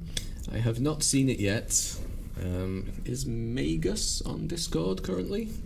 Well, not sure, but yeah, the team working on this, which consists of Taylor and Magus and Asterial Visual, they're all over on our Discord, but they are our team. They are doing some really amazing work putting the technology and interface together for this. Yeah, the old wiki team doing great. The point I want to make, though, is that dress, the depression dress, is going to show up on the wiki, and you're going to be able to write your comments in below this piece of art and below our description for how you think this should work in the game, what it looks like, what it feels like, and that's going to be there soon. We're going to start having streams where we go through that content. Yeah. Truth Decay super chats us. Thank you very much for the epic super chat. Maybe a filter that kind of darkens or shadows the face or head of enemies or other characters from the top down, almost like a blind spot. In my experience, depression causes one to be insular and disconnected from others. This would be symbolic, of course. That's a great comment. Thank you, Truth Decay, for the massive $50 Canadian dollar. From the top down, it's like black and then shades back into the character. Maybe? Could be, but you can't see. Yeah, I mean, depression is really poop. That's a quote. Imagine. Depression is really poop. It immobilizes you. It numbs you. Of course, it strips you of any sense of going out and doing anything, interacting with other people. And I think, artistically, obviously, it's taken the color out of this outfit, and it's even bled into her skin to some degree. That's got it in the sense of the art presentation. But as Truth Decay says here, there's probably going to need to be a filter on the world, so that when we look out to the world around us, it's also got the color stripped out of it, and it's difficult to focus on any one thing. Mm-hmm. I think so. Yeah. Well, we'll see. We shall. This is going to, of course, end up on the wiki, and the wiki is then going to be enabled in the next week or two for you to go and comment, and we're going to then read those comments during these live streams, or actually we're going to set up a special live stream for that, and we're going to start working towards a refined and purified presentation of the design and the story and all the other elements that are going into the game. It's coming together. It's going to be good. Can you make that scroll, please? Martin Fauntlord wants me to scroll. There we go.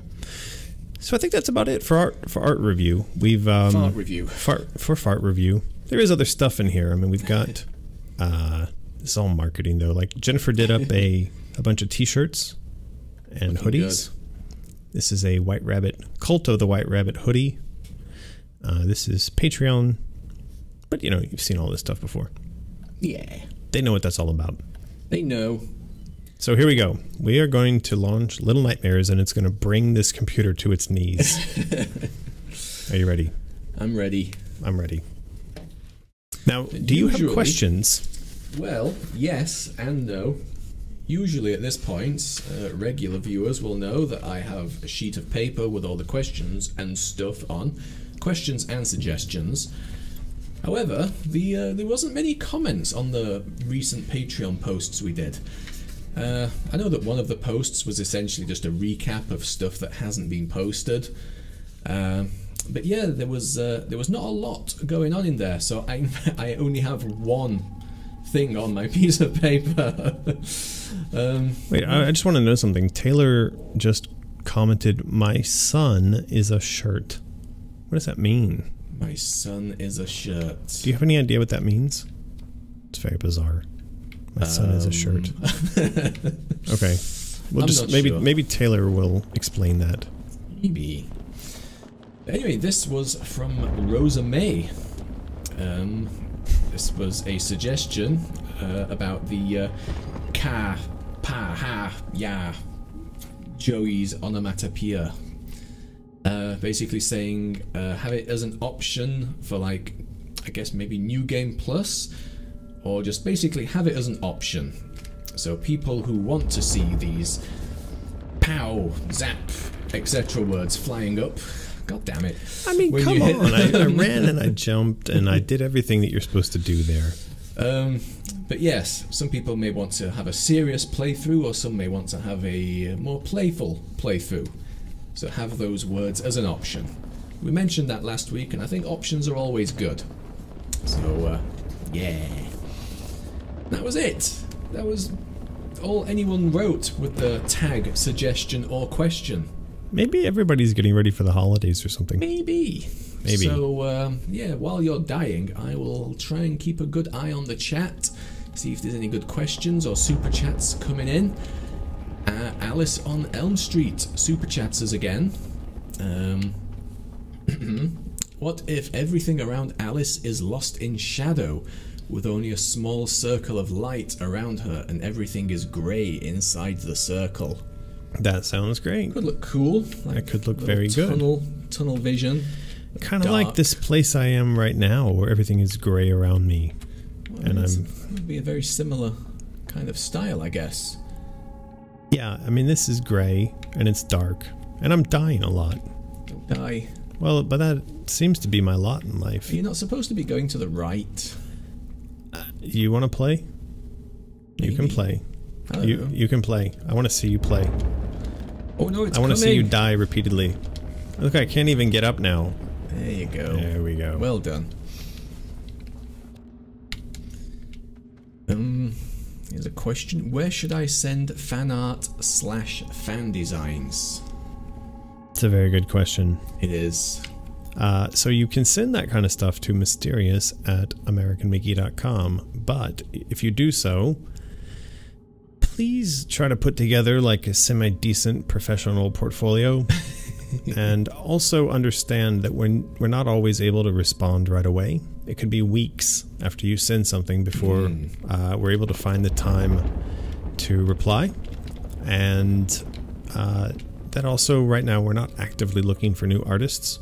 So, you know, the reply is probably going to be, thank you, we'll keep that on file.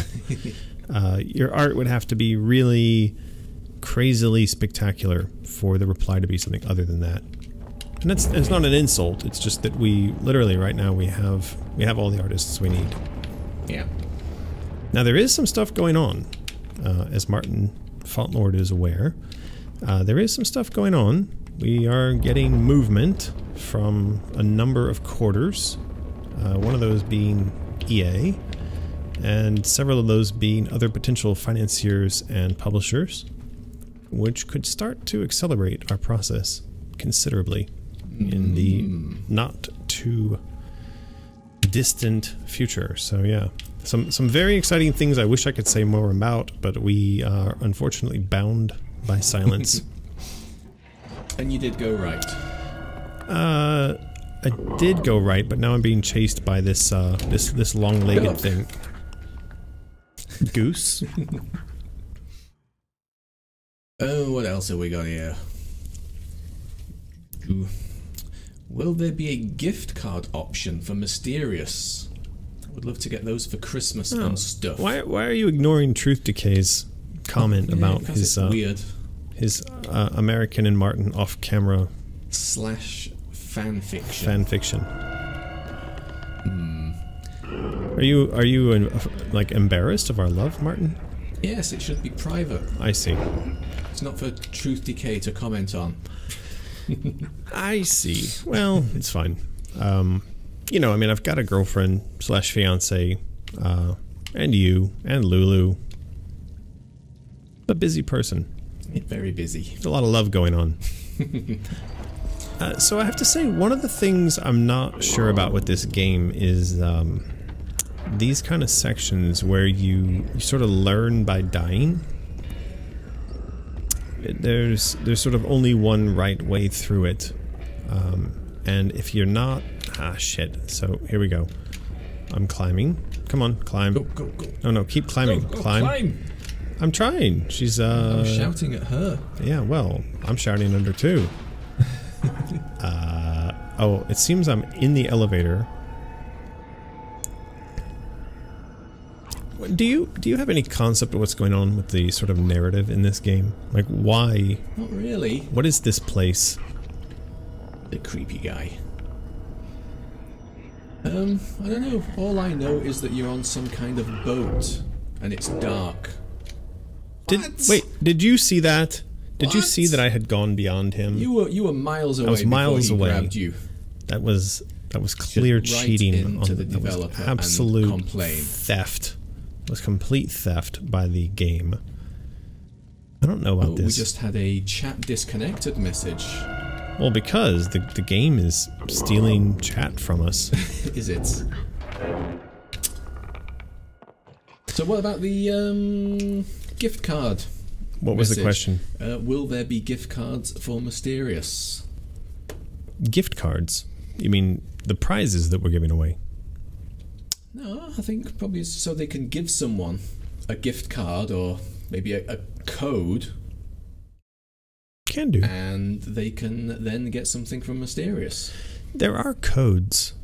We do make codes. And in fact, we are going to make a code related to these little white rabbits that we're giving away. But right now, we need to give away bunny ears. Right. So... I've just given up on wearing the thing. It looks like if it were that kind of gray skin color, it would look like the face huggers in terrible. Yes, what should they spam? It is spam time. Okay, so yes or no question, do you enjoy eating spam? Because what happened this morning, Martin?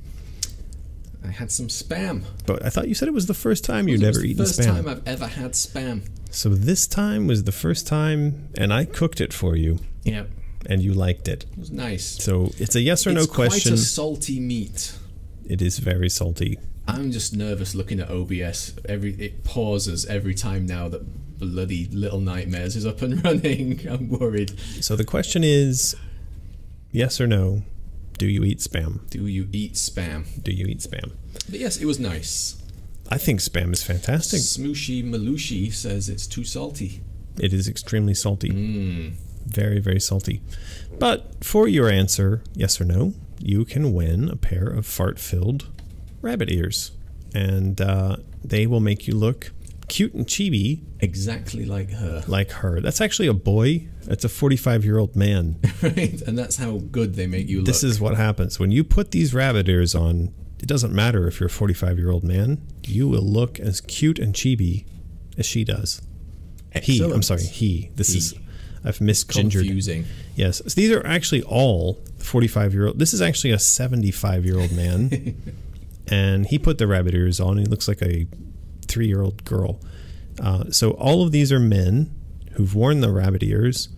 By the way, if you are a cute girl, please don't wear the rabbit ears because apparently creates a universe-destroying fold in space-time. Wow. And we'll all die. Don't do it. Okay, you've been warned. If you're already cute, please. There's actually a warning. There's a warning. All right, here we go. That's a lot of spam. Clarice Davis. Ooh, that's a new name. Not heard that one before. You have won. And Clarice is a spam eater. So if you could, Clarice, please email mysterious@americanmcgee.com. Include your mailing address, your phone number. If you live in a weird Akistan country, or even just Poland, which I have nothing against, but you guys have weird addresses, please... Which country has the really... Is it like Wales we had some trouble with? Wales creates a whale of a problem when it comes to address format. So anyway, mysterious@americanmcgee.com includes your name, phone number. You could mention the fact that you won rabbit ears. Mm-hmm. And mailing address. I think I said that already. Yeah. Yes. So and then we will send you fart-filled ears. Congratulations. Clarice says, "Aya." There you go. Where do you think Clarice is from? Probably from Wales. Clarice Davis. Wales. Wales, yeah, why not? Or dolphins. Right, are you going to get through here without it cheating? What the fuck? I literally ran away from this thing and it... Does anybody know why the game's doing this? It doesn't seem fair. I personally think this sort of behavior by a game is poop. And I think that games shouldn't steal... They shouldn't grasp winning from your hands. Push the elevator button before the thingy does. What does that mean? Oh, I see. But how? It's up there on the wall. I mean, that's ridiculous. It's all the way up there on the wall. Oh, jeez, Rick. Oh, jeez. No. Push the elevator before the thingy does, but now I'm in here. So if this was death, why don't they just let me... It can't possibly be death. Do you fall off the door when it opens automatically? Yes, automatically.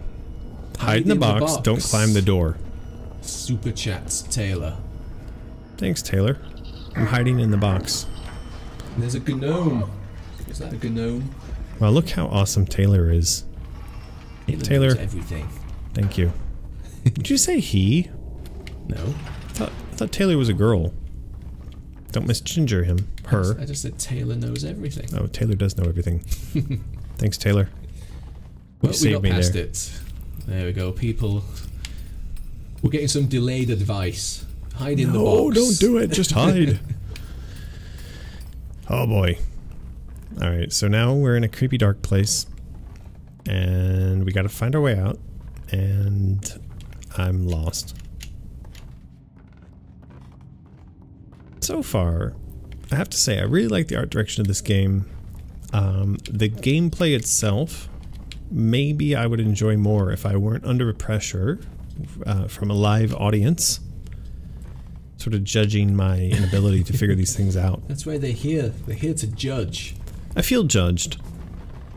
I really do. It's it's actually a point of pride that I think I know how to figure things out pretty well. And but it may be that I'm a lot slower at figuring things out than I think I am. And so... Like now. Surely there's a button in here somewhere that I'm supposed to throw that monkey at. There is. Don't you think? Shirley. Oh, what's that? Shirley. Is that it? No. But yeah, I tend to think that I'm pretty clever at figuring things out. Are you a good problem solver, Fault Lord? Yeah, in games. In games. Yeah, I don't get stuck very often. But in games, it's usually fairly well signposted, right? Like there's a lot of games these days where they don't want to let you fail. I mean, failing is sort of not allowed, because if you watch people, play testing a game, when the producers, the game designers, see failure, they stop it. They go, oops, this isn't going to work, because a lot of times failure in a game results in people stopping their play experience, right? Definitely. I remember this from some of the mobile stuff we did some years ago. Yeah, and Don't make it hard. People don't like hard. Exactly. It's really aggressive in terms of the desire to avoid getting blocked when it comes to mobile game design, because people have so much choice on mobile games. A lot of times mobile games are just downloaded for free and they can be thrown away without a second's thought. You're not going to lose anything because you didn't spend anything to download it in the first place. Yeah. And so a kind of a desire to maybe coddle is not the right word, but reduce frustration for the player has evolved from that. I'm frustrated, by the way. You're supposed to go down through that plank somehow? Ooh! Yes. There you go. That's what I was thinking, of something like that. So, yeah, this desire not to frustrate the player has actually resulted in a lot of games that remove challenge. They remove sort of... Come on. Can you jump? And there we go. Yeah. And I'm not sure that that's a good thing, but I also think that when you have a game like this, which is trying very aggressively to avoid signposting, it's trying to avoid hinting to the player what to do next. It's sort of, in this game, it's sort of the art of the game. It's like, that's the whole point of this, is you fucking figure it out. I think that's okay, but only insofar as the rules of the game are obvious. And I feel like there's been a couple of instances in this game where the rules, what I would expect to have happen next, have not always been super clear, and it's almost like you have to die once, yeah, in order for the rules to reveal themselves. And yes, I feel like that's a bit of a no-no. I feel like killing me in order to show me the right way to play a particular section of the game, not great. Yeah. I agree. I mean, I like a hard game. I don't mind if I struggle or fail or die because of my own inability. I don't like an unfair hard game. And like you say, part of that could be forcing someone to die to figure something out. Not a fan. Yeah, well, I mean, death shouldn't be that sort of teacher. I mean, it should be the ultimate teacher. But I think what you want to try to do is give people the opportunity, the first time they see an environment or a potential interaction, you give them the opportunity to read the environment, and then, based on the things that they've seen before, make the decision that is correct and that leads to overcoming the obstacle without dying. Mm-hmm. One of the things I feel like I've noticed in this game is either I'm really dumb, or the sort of signposting for what to do next is not as clear as I wish it was, for as dumb as I am. Right? Yeah, it's not immediately obvious what's going on now. Well, I mean, it's obvious that I'm under a floor, Mm-hmm. and there's a long-armed monster above me who's tinkering about with Some creepy ass dolls. doll bits, and yeah, I mean, I suppose I need to find my way up and out. This looks like this is probably the way. So I've had a chance to see him doing his whatever horrible. Oh man. Uh-oh. I just really don't like him. I don't like being armed by him. Armed or harmed. Come on. Let's go. No, come on. No, man, I thought I was Jesus gonna. Christ. Jeez, Rick. Had some moments recently playing Tomb Raider, that I didn't think were particularly fair. It was quite a dark area, and I usually have the brightness turned up quite high on these games because I don't like stumbling around in the dark. But even then, I could not for the life of me see where I had to go. I was sort of like on a balancing on a ledge, and it's like, am I supposed to jump at the wall and use my picks to hold on, or is there a ledge there, or can I jump down? I had no bloody clue what I was supposed to do. So yeah, it was just basically like jump, run, try, fall. Didn't seem particularly fun. I see. Yeah. Other than that, the game's not bad. I do think it suffers a little bit from Spider-Man and God of War-itis. Like it wishes it was those games. If those games didn't exist, I would think it was better.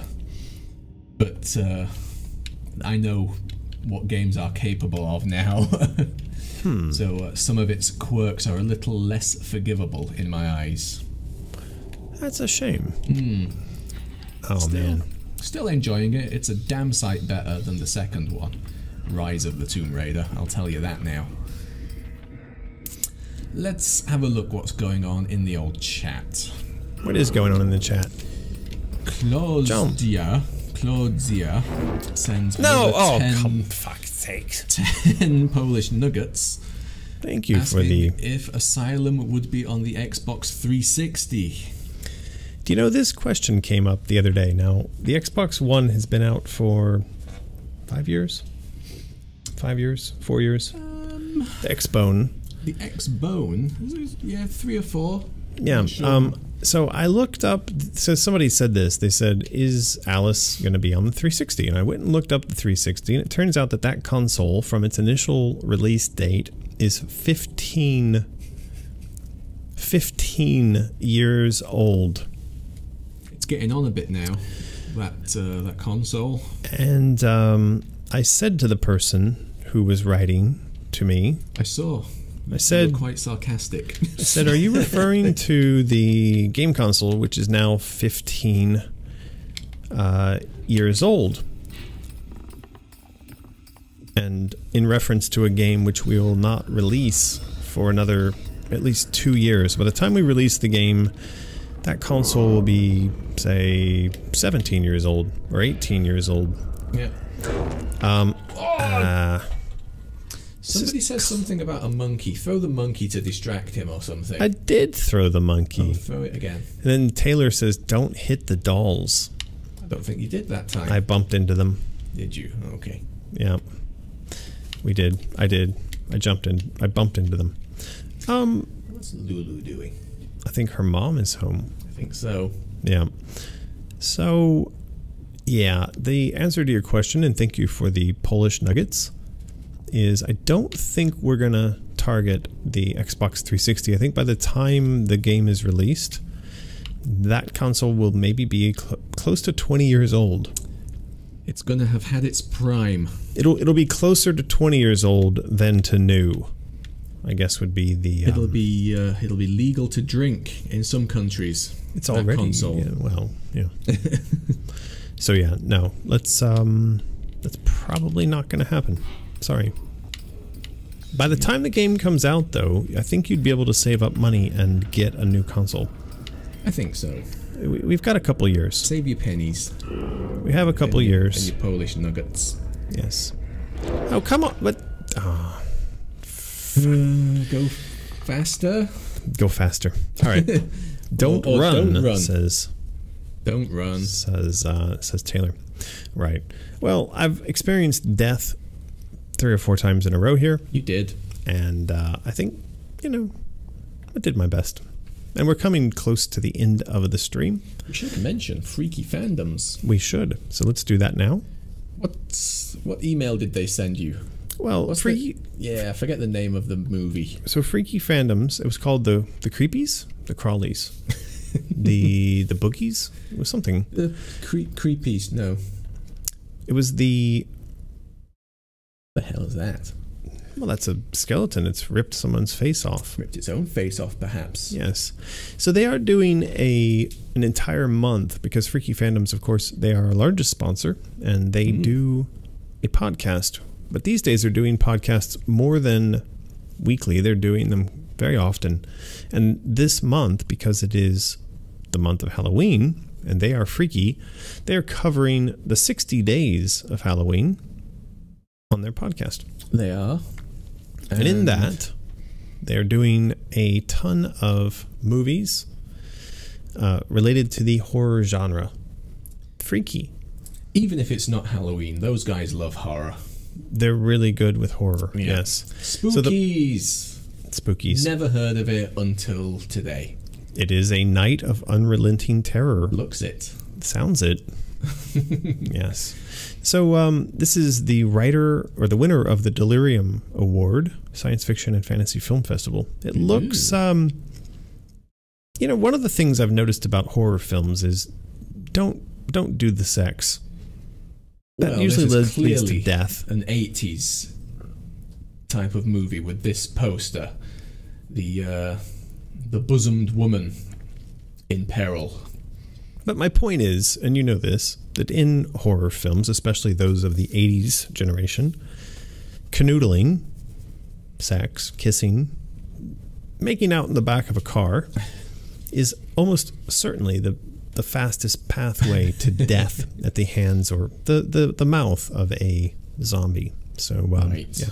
But for more on the genre and the tropes, the writers, the characters, the cast of these types of films, go over and check out Freaky Fandoms. They are on Patreon. They are. And they do also broadcast a podcast on SoundCloud. So go over, give them some love, because they give us some love. So let it all go round. Support them because they support us. Give them a listen. There you go. Yeah. See, Taylor says, in horror movies, you must keep your clothes on to survive. You must. Actually, in life, in many instances, you need to keep your... Scrolled past. There it is. Claudia again, with 10 more nuggets. Needs to buy a better PC for the new Alice. Well, depends what you've already got. We need to buy a better PC. This one's... OBS is struggling. It's struggling. When Little Nightmares is open. It's having a very difficult time. Yeah. Well, Claudia, tell you what, keep your Polish nuggets, save them up, and in about 2 years, when we release the new game, you may have enough to buy a new PC. I think you will. We found in the specking out of a new PC for our studio here that they're actually not that expensive. Yeah. Don't know what your exchange rate is where you live. Nuggets to dollars. Nuggets to dollars or RMB, but yeah, we figured out could get an extremely capable PC for about 5,000 RMB. It's less than $1,000. There you go. There you go. They're cheap these days. All right. So we are going to wrap this up. I am going to give away one more set. You don't have your headphones on. You can model the rabbit ears. Okay. We're going to give away one more set of the rabbit ears, but before we do that, we are going to point out that we do have a Patreon of our own, and over on that Patreon, you can get access to all kinds of interesting things. One of those things this month is a special first month at the $75 tier. You can get 2 art prints. It will be the large format Cheshire Cat, the large format Queen. Yeah. And your choice of a large or small chaos necklace. Yep. It's an awesome month. Usually it's just one print, but we're doubling up. We are. So get in on that action. And we are also working our way towards a goal, which is the release of a set of patches, a new set of patches. And we have the old ones here. This was patch set 1. But patch set 2 is done, and very soon we're going to be giving those away to our patrons. So come over, hang out on Patreon. We do need to up that patron number. We do. And that would... Patch 2. They're filling... Look at it go. They're filling the chat with spamming bunnies. Already. We didn't even really tell them what to say. What is your favorite color? What is your favorite color? Is spam or rabbit? What do you? I think Cheeto Bunny is very funny. We should send one of these to Donald Trump. Oh, yeah, I'm sure it would get to him. We could do a sort of Trump in Wonderland. He follows the Cheeto Bunny down. What kind of hole would Donald Trump go down? I shudder to think. Yeah, not a nice hole. But anyway, there are all kinds of crazy things happening over on the Patreon. Everyone's spamming up the chat. So we are going to ask Nightbot to choose a winner. And it is McDDR. Is that like Dance Dance Revolution? I haven't heard that in a long time. Possibly DDR RAM for the PC. What's that stand for? Double or dual data rate? Dual data rate. There you go. Well, McDDR, you have won your very own pair of rabbit ears. You do need to send to mysterious@americanmcgee.com your mailing address, phone number. You can say that you won a pair of rabbit ears. You may even get the ones that Martin are wearing right now. If you're lucky, you might. And that's about it for tonight. So if you can, please, if you're not already, head over, become a patron on our Patreon, because that's how we actually afford to put together all this amazing artwork. Even if you just want to support it like a few dollars, help us get that patron number up so we can unlock the second patch set. $1 a month gets you access to all this stuff, and if you do $5 a month, you can join our Discord. You can. And you can be discordiant with all of our insane children. There you go. Yeah. All right, guys. So yeah, we did everything, didn't we? We looked smart, played some game, chatted to Alex, did some rabbit hat, had some wine. And we got to drink wine on a live stream. Yeah, and we joined our chums in the Eee-Yew. Well, Eee-Yew people, it was great. Yeah. Don't forget to tune in next week. We will have Chris Vrenna. Chris Vrenna next week. Chris Vrenna will be next week, and the week following that will be Roger Jackson. So please do tune in wherever you are in the world for those two coming up next here on the live stream. Yes. So that's it from us. Catch Good you night. next time. Good day.